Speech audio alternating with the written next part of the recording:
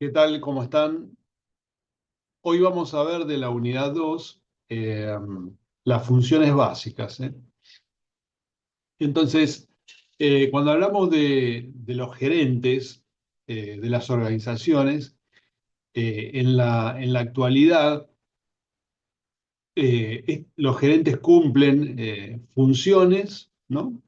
Que ya nosotros lo habíamos comentado oportunamente. Eh, Hicimos un vídeo sobre el tema, planear, organizar, dirigir y controlar. Eh, También tienen roles asignados y requieren de habilidades. Hoy nos vamos a enfocar básicamente en el tema de los roles y en el tema de las habilidades. Entonces, cuando hablamos de, de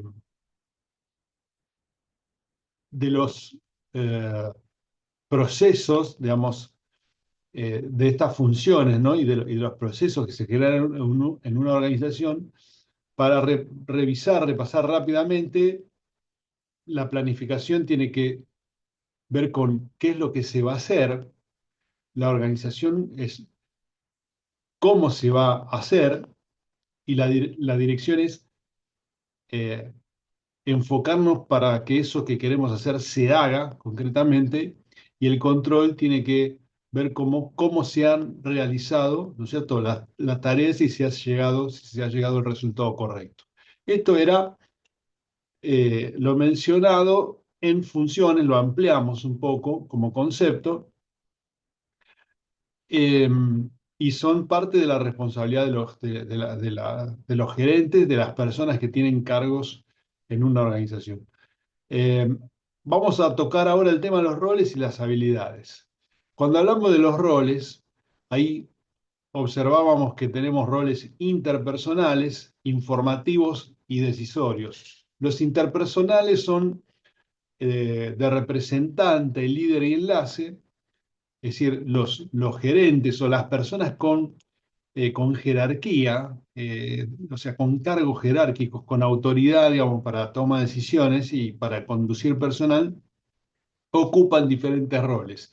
Esos roles se los ha clasificado como interpersonales, informativos y decisorios. Es decir, las personas con cargos representan, lideran, enlazan, los informativos, digamos, trabajan como monitor, como difusor, como portavoz, y en los roles decisorios hay que emprender, manejar problemas, asignar recursos, negociar. Para todas estas cuestiones se necesitan habilidades que se clasifican en técnicas, en humanas y en conceptuales. Entonces, cuando hablamos de roles interpersonales, se enfocan, como ya dice la palabra, ¿no es cierto?, interpersonales, entre personas, ¿no es cierto? Entonces, se enfocan en relaciones humanas y en la representación de la organización. Entonces, cuando hablamos de líder, es aquel que motiva, inspira al equipo a alcanzar los objetivos, ¿no es cierto? Y nos damos el ejemplo de un gerente o de un jefe, ¿no es cierto?, que organiza reuniones para alinear, por ejemplo, las estrategias de diferentes departamentos, de una organización, ¿no? Entonces, liderar, ¿no? Enlazar, es decir, conectar a la organización con actores, tanto internos como externos. Y es el caso de un directivo que pueda asistir a un evento, ¿no es cierto?, para construir alianza estratégica desempeñando ese rol, ¿no? Alguien que, digamos, por ejemplo, asiste a una reunión de una cámara, ¿no es cierto?, empresarial, o con la idea de, por ejemplo, conectar clientes potenciales o proveedores, ¿no es cierto?, con la organización. Después tenemos la figura representativa, que actúa como representante oficial en ceremonias, en reuniones, ¿no es cierto? Es decir, es la cara de la organización. Y también reitero que en estos roles podemos ir un poco más allá, ¿no? Es decir, cuando hablamos de representación, muchas veces dependiendo de la figura jurídica, ¿no es cierto?, de la organización, uno tiene que actuar, por ejemplo, actuar como representante legal cuando se despide a un empleado, por ejemplo, ¿no es cierto? O, digamos, cuando haya que digamos, que trabajar, digamos, una negociación colectiva, salarial, etcétera. Bueno, entonces esos roles, digamos, están enfocados, ¿no es cierto?, en el aspecto de las relaciones humanas y de la representación de la organización. Los roles informativos, implican recolectar, diseminar, comunicar información clave, ¿no es cierto? O sea, un gerente en un rol de esa naturaleza, obviamente es obvio que tiene que manejar la comunicación, ¿no es cierto? La comunicación, o parte de la comunicación, es la información, ¿no es cierto? Que tiene que, digamos, que liderar, que conectar, ¿no es cierto? Que transmitir, y por lo tanto tiene que desempeñar ciertos roles. Entonces, monitor, ¿no? Es decir, observar, analizar la información relevante para tomar las decisiones, ¿no es cierto? Como difusor, difundir, difusor, compartir datos con el equipo interno, como podría ser, por ejemplo, cambios en la estrategia de la organización, actualización de diferentes proyectos. Es decir, es importante no tan solo observar, analizar información para tomar decisiones, sino también compartir esa información, ¿no es cierto? Bajarla, por ejemplo, digamos, al sector operativo, a los empleados, ¿cierto? Eh, y de portavoz, comunicar los mensajes importantes a públicos externos, como inversionistas o socios, ¿no? Cuando hablamos de portavoz, también, sin ser finito en el término de la comprensión de este concepto, pero uno puede ser portavoz hacia adentro o hacia afuera, ¿no? Uno puede comunicar, por ejemplo, que la organización se está reestructurando, o que se va a fusionar con otra empresa, ¿no es cierto? Entonces, es decir, la comunicación en términos de información, fluye tanto hacia adentro como hacia afuera de la organización. Cuando hablamos de roles decisionales, eh, esto significa que los gerentes, que los directivos, que los supervisores, que los jefes toman decisiones, ¿sí? Algunas serán estratégicas, otras no, pero se toman decisiones y se resuelven problemas. Entonces, cuando hablamos de roles, digamos, nos centramos en diferentes cuestiones, ¿no? Por ejemplo, el emprendedor. ¿Qué es un rol emprendedor? Es decir, identificar, por ejemplo, oportunidades para innovar o mejorar procesos. Entonces, cuando un gerente, por ejemplo, ¿no?, se pone en el rol de emprendedor, en definitiva, el objetivo es identificar, ¿no es cierto?, oportunidades de mejoras, de desarrollos, desafíos, retos, ¿no es cierto?, en donde puede, la organización obtener valor agregado, beneficios, económicos, si fuese una organización con fines de lucro, ¿no? Manejador de conflictos. Es decir, de alguna manera hay que tomar decisiones en conflictos internos, hay que resolver problemas, ¿no es cierto? Lo mismo en cuestiones externas que pueden afectar la fase operativa de la organización, ¿no? Asignar recursos, es decir, tomar decisiones sobre cómo distribuir tiempo, presupuesto, personas, es decir, se dice en economía, no hay una frase que dice recursos escasos y necesidades infinitas, es decir, no tenemos todos los recursos. Entonces tenemos que tomar decisiones, saber cómo distribuirlos, saber cómo aplicarlos, ¿no es cierto? Y negociar, digamos, la gerencia, los directores, los jefes representan a la organización en negociaciones, como por ejemplo acuerdos comerciales, y como lo he dicho hace un segundo, un tiempito atrás, lo mismo en negociaciones colectivas de trabajo o en negociaciones de diferente tipo, ¿no? Bien, cuando hablamos, digamos, de estos roles, podemos encontrar también variantes a estas ideas. Si uno investiga y trabaja un poquito estos temas, vamos a ver que podemos ampliar un poco estos términos, ¿no es cierto? Cuando hablamos de un gerente como referente, como líder, ¿no?, como enlace, estamos también diciendo que los gerentes suelen ser figuras aspiracionales, ¿no? Es decir, cuando uno se transforma en un referente, es alguien a quien uno admira, que tiene autoridad, que tiene presencia, integridad. Entonces, un referente es alguien, ¿no es cierto?, a que uno va, escucha y pide consejos y aprende, ¿no? Entonces, es aspiracional. Es deseable que los gerentes se conviertan en referentes en las organizaciones.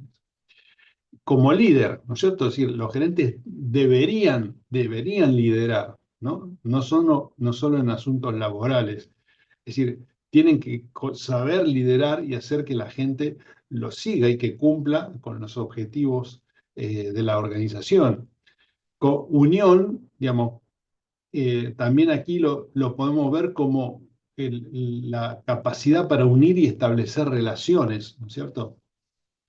Y establecer relaciones con quién. Y con el exterior, por ejemplo, con proveedores, clientes, con el Estado, con los sindicatos, etcétera, e internamente con los diferentes departamentos, ¿no es cierto? Por ejemplo, establecer alianzas con empresas externas, con departamentos internos.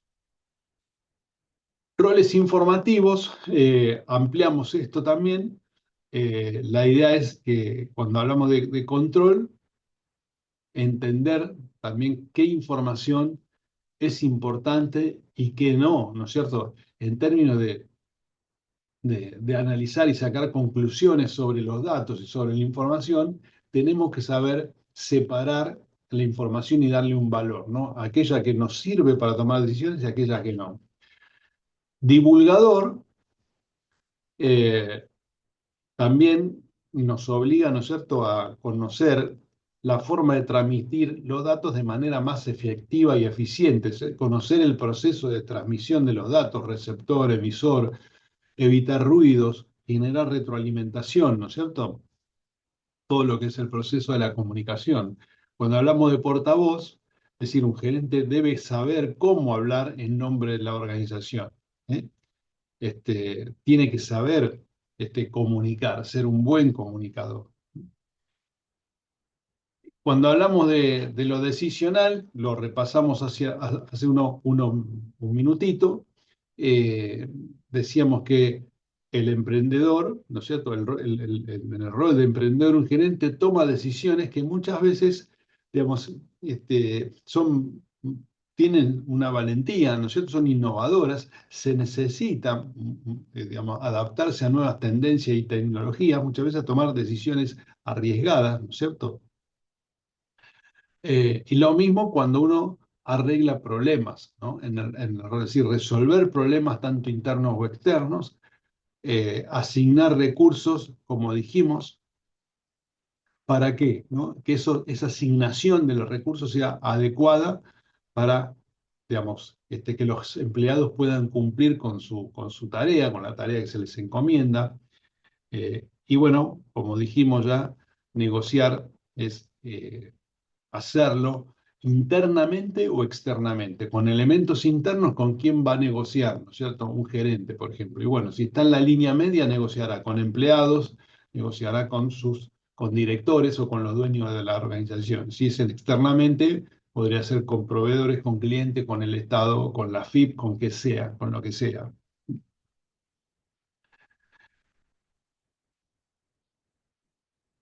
Entonces, como, digamos, resumen, dijimos cuando hablamos de los roles interpersonales, tenemos referente, líder y enlace, figura aspiracional, liderar, digamos, no tan solo en cuestiones laborales, sino en el sentido más amplio. Vamos a hablar de liderazgo y motivación más adelante. Unir, unir y establecer relaciones. En los roles informativos, ¿no es cierto? Control, analizar y obtener conclusiones, divulgador, transmitir y comunicar datos de manera eficiente, ser portavoz es saber hablar en nombre de la organización. Y cuando hablamos de lo decisional, jugamos el rol de emprendedor, tomar decisiones innovadoras, ¿no es cierto? Arreglar problemas, ¿cierto? Resolver problemas de las organizaciones, asignar los recursos de manera eficiente para que todos puedan cumplir con los objetivos y negociar tanto hacia adentro o hacia afuera, ¿no? Tener esas capacidades. Entonces, si nosotros observamos que un gerente, un jefe, un director, un supervisor requiere de jugar diferentes roles, y acá tenemos 10, vamos a necesitar que de las habilidades. Es decir, una persona en un rol necesita habilidades. ¿De qué tipo? Bueno, ahí tenemos tres tipos de habilidades, ¿no? Las técnicas, las humanas y las conceptuales o estratégicas. Cuando hablamos de habilidades técnicas, digamos, ¿qué necesita alguien que toma decisiones? Bueno, por ejemplo, conocer la tecnología, ¿no es cierto? Conocer cómo funciona, si estoy trabajando en una organización productiva, ¿no es cierto?, que produce, viene conocer las máquinas, los equipos, las herramientas, usar manuales, procedimientos, conocer el cumplimiento de las normativas, manejar la seguridad, la higiene, etcétera. Entonces, esas habilidades tienen que ver con cuestiones técnicas, ¿no es cierto? Es decir, poder manejar las herramientas de la estructura de la organización. Cuando hablamos de habilidades humanas, estamos hablando de que ese gerente tiene que, como vimos en los roles, tiene que poder mantener buenas relaciones efectivas con la gente, hacer trabajos en equipo, comunicar de manera efectiva, tomar decisiones y obviamente, ¿no es cierto?, liderar, ¿no? Que eso es lo que habíamos marcado antes. Y cuando hablamos de habilidades conceptuales o estratégicas, estamos hablando de que digamos, también debe tener la capacidad y la mentalidad para poder planificar de forma estratégica, para innovar, para manejar lo que es la complejidad, ¿no es cierto? Porque una organización es un sistema complejo, ¿no es cierto? Dinámico, eh, y tener la capacidad de organizar y estructurar los recursos, ¿no es cierto? Y formular ideas y usar el buen juicio. Entonces, para todas estas cuestiones hay que formarse en habilidades conceptuales o barra estratégicas.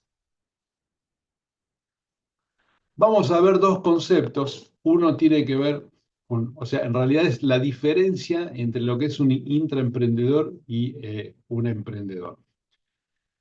Si bien vamos a profundizar este tema en el capítulo relacionado con los tipos de organizaciones más adelante, eh, vemos que el emprendedor es una persona que opera fuera del ámbito de la organización. Cuando alguien dice los emprendedores, ¿no es cierto? Eso lo vamos a ver, como dije, más adelante, vamos a profundizar más adelante, pero el emprendedor es el estadio previo a la conversión en empresario, ¿no es cierto? Si un emprendedor que tiene un proyecto, tiene una organización, que a mí me gusta enfocarla también con o sin fines de lucro, porque yo puedo emprender también para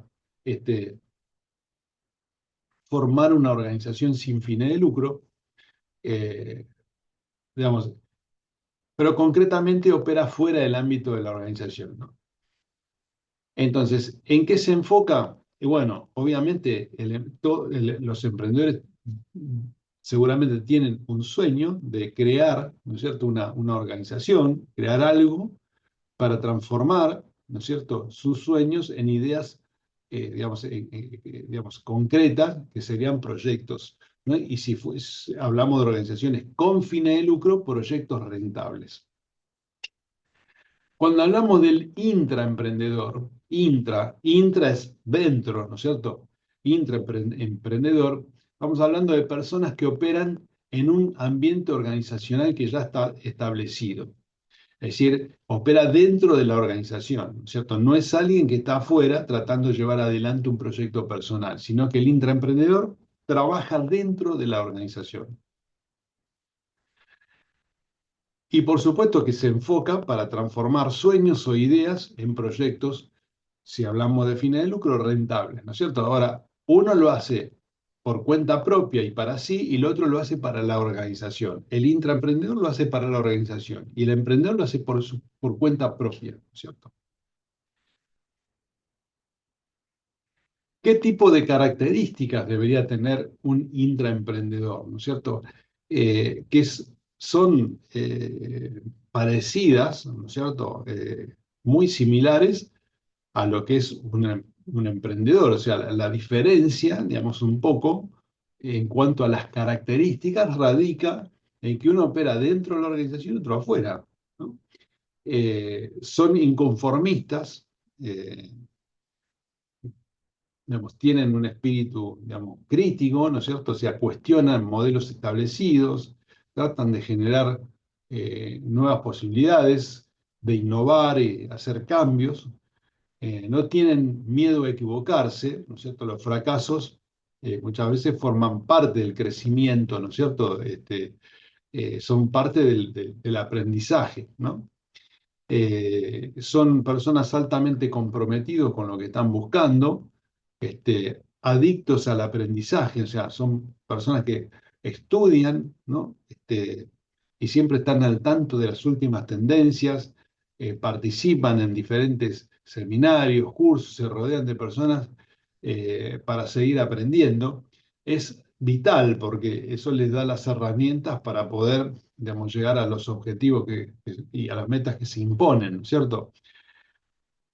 Es necesaria la mentalidad innovadora, ¿sí? Al ser, tratar de practicar la creatividad y estar buscando nuevas formas de hacer las cosas, investigar las alternativas de mejora, eso es importante, ¿no?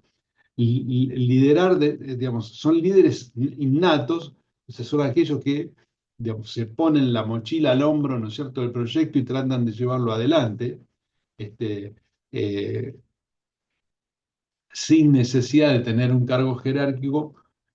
Lo que hacen es inspirar a otros, ¿no es cierto?, digamos, contaminarlos con sus ideas, con sus estilos, con su pasión, ¿no es cierto?, para que se haga ese trabajo, ¿no? Y cuando hablamos de proactividad, es obvio que es una persona, permítanme la expresión, culo inquieto, ¿sí? Es decir, personas que, digamos, se están constantemente moviéndose en pos de conseguir esos objetivos, son proactivos, son hacedores, ¿no es cierto? Y son resolutivos, tienen que tomar decisiones, ¿no es cierto? No pueden perderse, digamos, en el análisis y seguir en el análisis y no tomar decisiones. Son personas que tienen que resolver, ¿no es cierto? Porque nos movemos en ámbitos complejos, ¿no es cierto? Y dinámicos. Por lo tanto, tenemos, ¿no es cierto? Digamos que tomar decisiones. Los intraemprendedores tienen que tomar decisiones. Es muy similar al aspecto del emprendedor, ¿no? Es muy similar digamos, a las características que tiene que tener un emprendedor, que lo hace para sí mismo, que busca, ¿no es cierto?, la proyección, digamos, de sus ideas, ¿no es cierto?, y su conversión en una organización que le genere beneficios económicos. Entonces, lo que se hace para adentro, o las características hacia adentro son similares a las características hacia afuera. Entonces, ¿cuál podríamos decir que son las diferencias o qué diferencias podríamos encontrar como para complementar un poco estas cosas? Y bueno, diferencias muy generales. Es decir, el emprendedor va a innovar por cuenta propia, ¿no es cierto? Es su propio proyecto es el que está en cuenta. En cambio, el intraemprendedor, como forma parte de la organización, ¿no es cierto?, innova, digamos, por cuenta de la organización. O sea, la organización le provee, ¿no es cierto?, de los elementos para que pueda innovar. El emprendedor va a luchar por sus ideas y el intraemprendedor, por supuesto que va a trabajar por sus ideas, pero obviamente también por las de las empresas, porque funciona dentro de la organización, ¿no es cierto? El emprendedor va a arriesgar su propio capital para tratar de convertirse, como dijimos, en una organización sostenible en el tiempo, y el intraemprendedor no va a arriesgará su prestigio personal, su silla, ¿no es cierto?, su puesto, pero no va a arriesgar su propio capital porque el capital es de la empresa, ¿no es cierto? Va a depender el emprendedor de sus propios recursos y el intraemprendedor va a depender de los recursos de la empresa. Obvio que cuando uno trabaja por cuenta propia no va a tener un sueldo, un ingreso, ¿no es cierto? Y sí, el intraemprendedor va a tener un sueldo asegurado porque trabaja en relación de dependencia, ¿no es cierto? Trabaja para una organización. En cuanto a los grados de libertad, digamos, el emprendedor trabaja de manera, tendrá absoluta libertad para manejarse y moverse, y obviamente va a estar más limitado el intraemprendedor porque, digamos, tiene que jugar dentro de las reglas que le fija su organización. El emprendedor podrá conseguir beneficios extraordinarios y, obviamente, el intraemprendedor beneficios en función del acuerdo. ¿Qué acuerdo? Bueno, el acuerdo que logre, ¿no es cierto?, él establecer con su organización. Muchas veces uno puede establecer acuerdos o trabajar en acuerdos. De hecho, cuando uno es vendedor, por ejemplo, no tan solo cobra un sueldo, sino también cobra comisiones, por ejemplo, ¿no? O cuando uno gerencia en una organización, a veces también tiene un bonos por cumplimiento de objetivos y metas, ¿no? Bueno, a eso nos referimos, o me refiero cuando hablamos de beneficios en función de un acuerdo. El intraemprendedor, digamos, obtendrá beneficios de los acuerdos que haga con la organización. El emprendedor va a obtener beneficios extraordinarios de todo lo que pueda conseguir a partir de su propio, digamos, actividad, ¿no? Nos queda ver y revisar un tema que está vinculado, digamos, con los roles y que tiene que ver con los ámbitos, ¿no? Eh, digamos, algunos autores hablan de ámbitos, estrechos y amplios. Y esto tiene que ver con cómo se conforma, ¿no es cierto?, la estructura piramidal de la empresa, ¿no? O sea, cómo se estructuran los puestos, el poder, digamos, la jerarquía, ¿no? Acá lo que estamos viendo es un organigrama, ¿no es cierto? Entonces, cuando hablamos de ámbitos estrechos, lo que vemos, ¿no es cierto?, es que hay una estructura piramidal, ¿no es cierto? Una estructura que tiene diferentes, ¿no es cierto? Diferentes niveles jerárquicos, y hay una generación de dependencia, digamos, vertical, y las ventajas que tiene, ¿no es cierto?, es que existe una supervisión estrecha, ¿no es cierto?, control estricto, una comunicación rápida entre subordinados, perdón, y supervisores, ¿no es cierto? Es decir, cuando hablamos de las ventajas, ¿qué ventajas tiene un ámbito estrecho?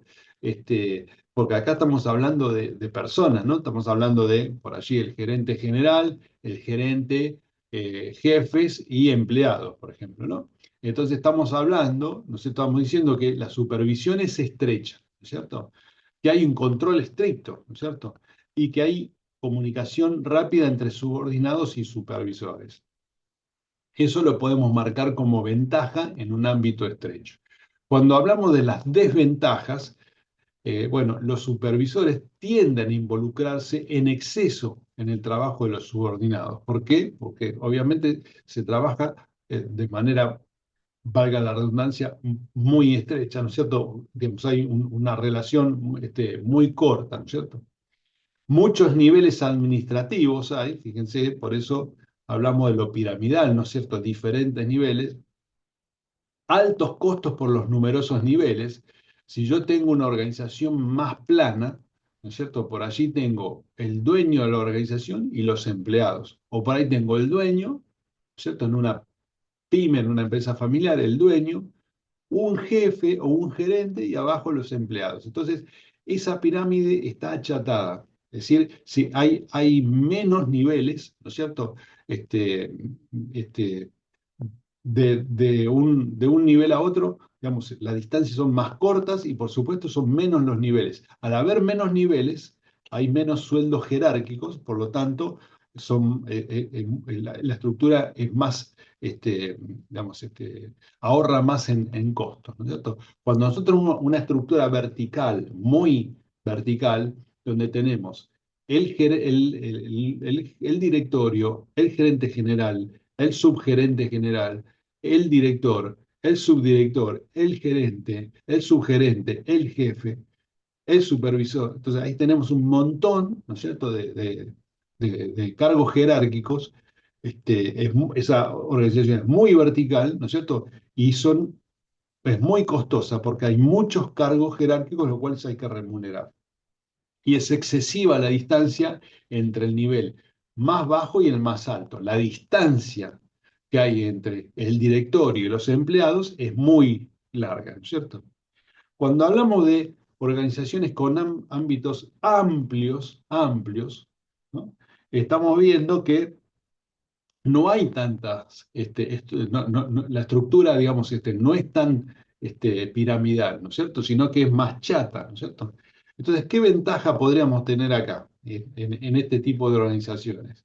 Las ventajas, los supervisores están obligados a delegar, o sea, no puedo tomar todas las decisiones yo, necesito delegar más, ¿cierto? Necesito darle poder para tomar decisiones a los que están, digamos, inmediatamente abajo mío, ¿cierto? Entonces, debemos establecer políticas claras, ¿no? Este, y es necesario seleccionar a los subordinados con sumo cuidado, ¿no es cierto? Pero funciona, ¿no es cierto?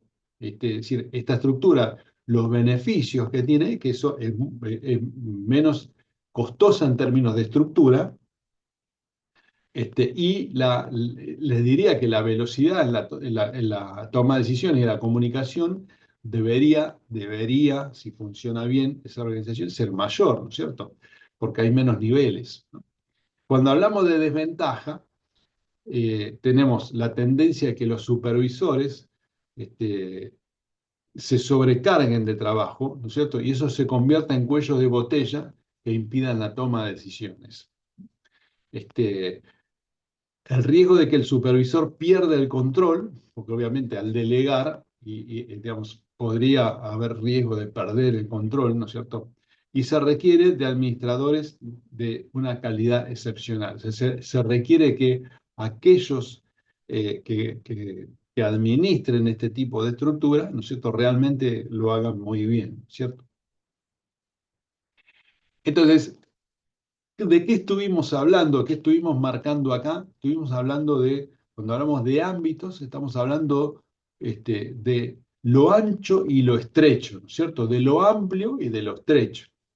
Entonces, como vimos, ¿no es cierto? Como vimos, cuando hablamos de lo ancho, ¿no es cierto? De lo amplio, estamos viendo, digamos, que la estructura es más chica, ¿no es cierto? Más plana. Cuando hablamos de lo estrecho, la estructura es más grande, ¿no? Entonces, ¿qué es un amplio margen, ¿no es cierto?, de control? En una empresa con un amplio margen de control, ¿cierto?, un único directivo, barra gerente, barra jefe, es responsable de un gran número de subordinados directos, como lo vimos, ¿cierto? Entonces, la definición de amplio va a depender de qué? De la escala, ¿no es cierto?, de la organización y de la actividad a la que se dedique, ¿no es cierto? En algunas empresas, por ejemplo, 7 subordinados, ¿no?, puede ser considerado digamos, una estructura amplia, ¿no? Mientras que en otro, ¿no es cierto?, en otra organización, el número directo puede ascender a 20. Cuando hablamos de amplitud en el tema del control, es decir, ¿cuántos subordinados puede tener un jefe, ¿no es cierto?, un director? ¿Cuántos? En algunos casos 7, en otros hasta 20, por ejemplo, ¿no? Y cuando hablamos de una empresa con un amplio margen de control, como ya vimos, ¿no es cierto?, un número relativamente grande de empleados va a depender de un solo directivo, ¿no? Entonces, eso, como ya lo mencioné, crea una estructura plana, ¿no es cierto? Entonces, hay menos niveles, ¿no es cierto?, entre el personal de la primera línea y la alta dirección. La primera línea, ¿cuál es? Son todos los empleados, los operarios, los que están más cerca de los clientes, de los usuarios, de los contribuyentes, etcétera. Son los que están en la primera línea, ¿no? Y obviamente una estructura plana, como dijimos, hay niveles mucho menores, ¿no es cierto? Y más cerca está esta- estos, estos operarios, estos empleados de la alta dirección. Cuando hablamos de la, digamos, de qué es lo que sería lo ideal en términos de cuán amplio, ¿no es cierto?, debería ser ese control, va a depender mucho también de diferentes factores, ¿no es cierto? Cuando uno dice, bueno, ¿qué nivel, o sea, qué tan estrecho, qué tan amplio debería ser el control? Depende mucho de a qué se dedica la organización, qué es lo que hace, ¿no? Por ejemplo, eh, cuando hablamos de un amplio margen de control, decimos que esto funciona mejor en empresas, ¿no es cierto?, en donde las tareas de los empleados son bastante sencillas y varían poco, ¿no? Este, o la mayoría de los empleados y directivos tienen experiencia y están motivados y se sienten cómodos en su trabajo.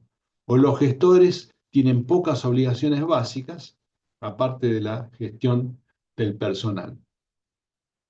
O hay herramientas digitales de colaboración y comunicación que están bien integradas en la organización. Entonces, lo que me quiere decir esto es que si yo tengo una organización donde las tareas de la gente son sencillas, ¿cierto? Tenemos directivos y empleados experimentados. Los gestores no tienen tantas obligaciones, ¿no es cierto? Aparte de manejar el personal. Y además hay muchas herramientas, ¿no es cierto?, digitales que facilitan enormemente la comunicación, el control, la colaboración, etcétera. Ahí podemos tener mayor amplitud, ¿no es cierto?, digamos, en términos de control, ¿no es cierto? Puede ser, podemos tener más dependientes, ¿no es cierto?